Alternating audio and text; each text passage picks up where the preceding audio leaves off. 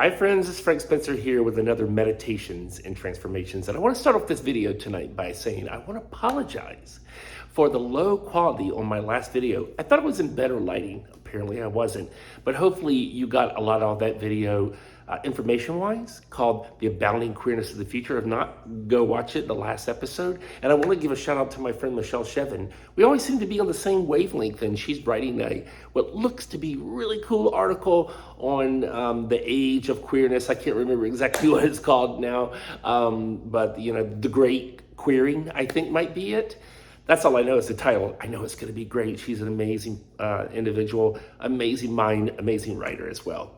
So, jumping into tonight's video, I just want to touch briefly on some fancy concepts called normative futures versus explorative futures. What does that mean? Let's break it down and make it more simple. Normative futures are those where we have a prescribed future, where we say, this is how I hope the future turns out. And then we work backwards from that future to see what actions would need to be taken in order for an organization or for a government or hopefully for all of humanity to arrive at such a future. I do this because when we future, it really shouldn't be about what this group versus that group. It should be all of us, as Benita Roy would say. All of us is the most mature way of thinking about things. And then there's explorative futures, which basically says, hey, look, we really can't change the basic core of things. So what we have to do is sort of look for trends and navigate them. We're not going to be able to change the core future or the core path towards the future, but we can navigate it for best possible outcomes to do the best that we can. So that's sort of a oversimplified primer on explorative versus normative futures. So anybody can use that information, right? Maybe you or I are thinking about, this is the way I really would like to see the future turn out. This is the future I want to achieve. How do I work backwards from that future and think what I need to do to get there? Or you might be more of the mind that like, hey, there's a lot of things that can't really be changed, and I should be looking at the different technologies and social changes that are taking place and sort of navigate through them and find out, how to make the best out of, a bad situation or to make lemonade out of lemons, right? Yeah. But I want to just posit right now that I don't think that we have to settle for either normative or explorative futures, because here's the reality. And I want to base this also off of, because oftentimes these videos are based off of something that I've read during the week or during the day, and it just really sparks an idea in me about all this stuff that I've been carrying around for 25 plus years. I read a post today where a gentleman said, hey, look, a horse has a leg, and a dog has a leg, and a kangaroo has a leg, and a human has a leg. And the truth of the matter is that if we were to strip it all down, we would find that the same basic bone structure, tendon, muscle structure, and nerve structure appears in all four of those different animals' legs. However, we know that all four of those legs are used in a surface way in slightly different ways. And so what this gentleman was trying to say is, when we're really thinking about imagining different futures, we're really just talking about the window dressing. Because the reality is that there is a standard core of what is reality today that is going to always be carried forward. We need to understand that that standard or that core is not going to budge, it's not going to move, and that the window dressing is what we're really looking at. What kind of a leg do we end up with, in other words? No, friends, that's not a good idea, to put it lightly, to put it bluntly. Not a great way of looking at things. And so that's why I want to put normative futures aside. Hey, this is the future I want to see happen, or my organization wants to see happen. And then we're going to work backwards from there. Backcast from there is sort of a term that's used sometimes, and a tool. Or, explorative futures. Or what I really think that this gentleman was trying to say is sort of like standardized futures. There's a standard, there's a core, there's an official future, And I have the mindset that this is reality. The way that we're living life is reality, is we do it as we know it. That is reality. And that is how, at its core, it's going to manifest. We're just talking about window dressing when we use imagination. So I just want to let you know that there's a lot of people that have done a lot of research that absolutely would say that's not true at all. And if we look at the past, we will see that there's been radical change across time and generations and cultures and place and peoples.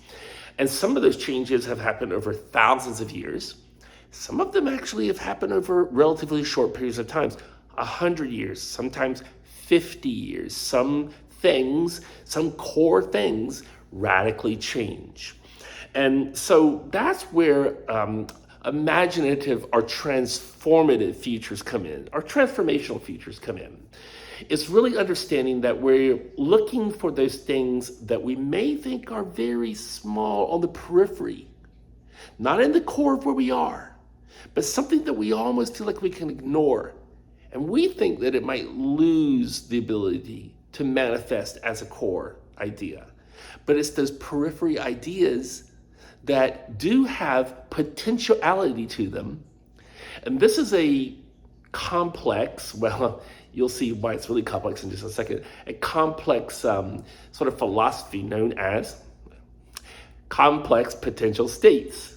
It means that the potentiality, the complexity of those things that are on the periphery have great potential to manifest as imaginal or transformative change, and history has told us that that happens many times. As a matter of fact, one of my favorite futurists, Il Coutume, Italian futurist, is fond of saying that we love to, in our world of measuring everything and putting everything in data and making sure there's a metric for everything, we love to, when we're thinking about the future, both as individuals or as groups, we love to think, I should gather more knowledge about a certain subject.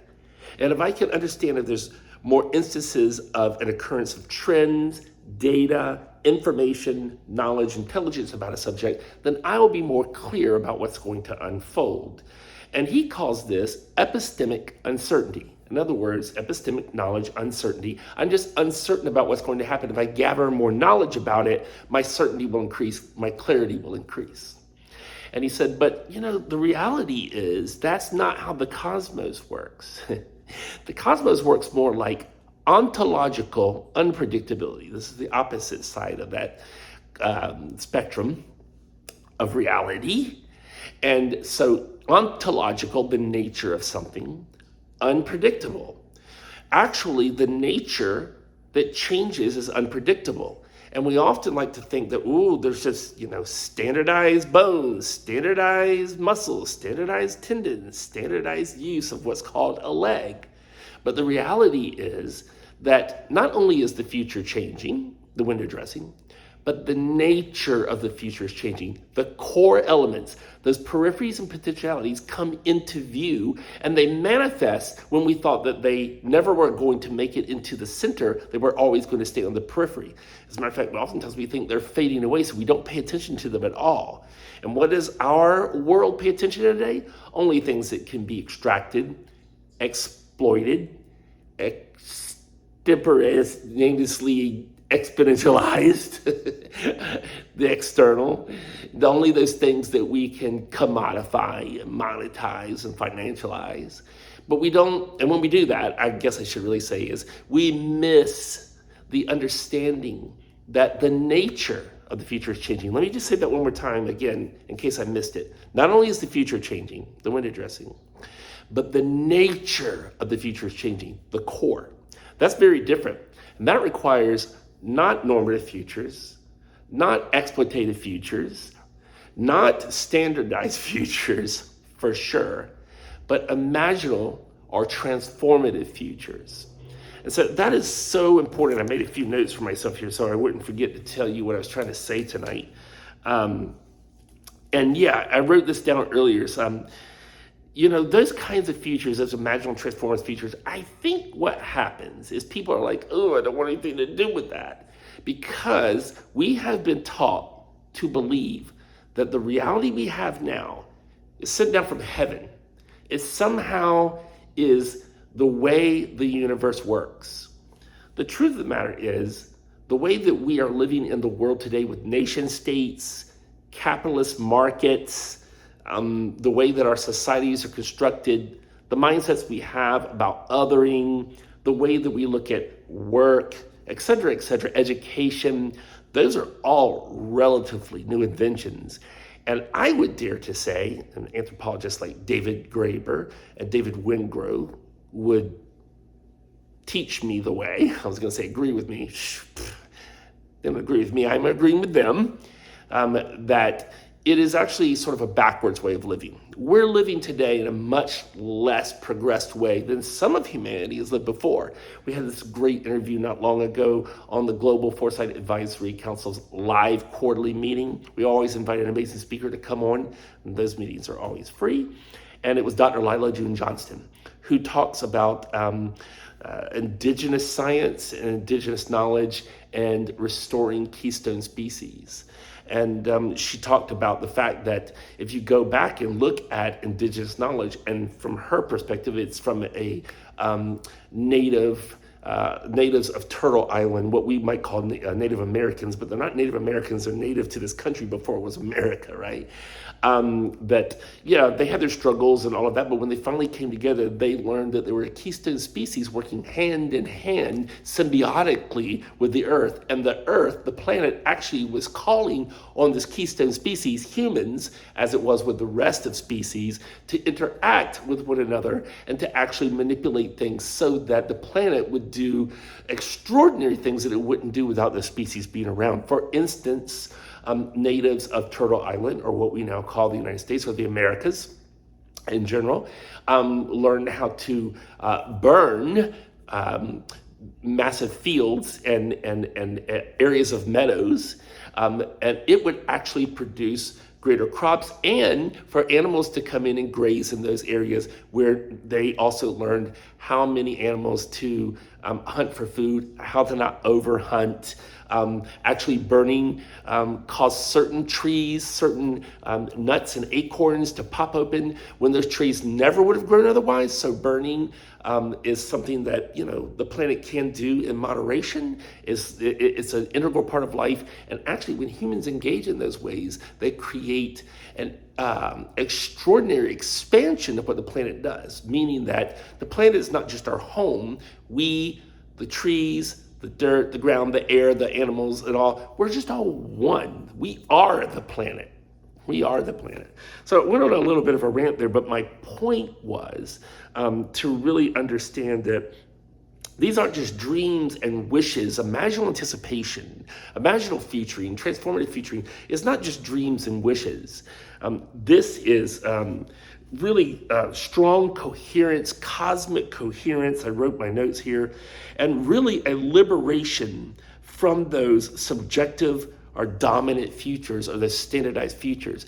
This is why, by the way, Afrofuturism is so powerful, because it's about liberatory futures, not just for Black individuals, yes, for Black individuals, but through that liberatory message for Black individuals, historical, cultural, speculative. It's also saying we all thrive in this way. And it's about liberatory futures. So you're not going to get liberatory futures with normative futures. You're not going to get liberatory futures with exploitative futures. You're not going to, or exploratory futures. You're not going to get liberatory futures with standardized futures. You're going to get liberatory futures in transformative futures, in imaginal futures, in imaginal anticipation. And just to make sure that I'm not leaving anything out, I think that was my last idea that I had for you tonight. It is. And so I'll leave you on that in this little, for me, what is a little bit shorter video, but around the same time, 15 minutes where is sort of the sweet spot we're hitting on all these videos. And don't watch them all in one fell swoop. You can get through them. Hit me for 2 or 3 minutes and come back later and watch a little bit more, but I'll probably always be around 15 minutes, it looks like. So thank you for joining me tonight.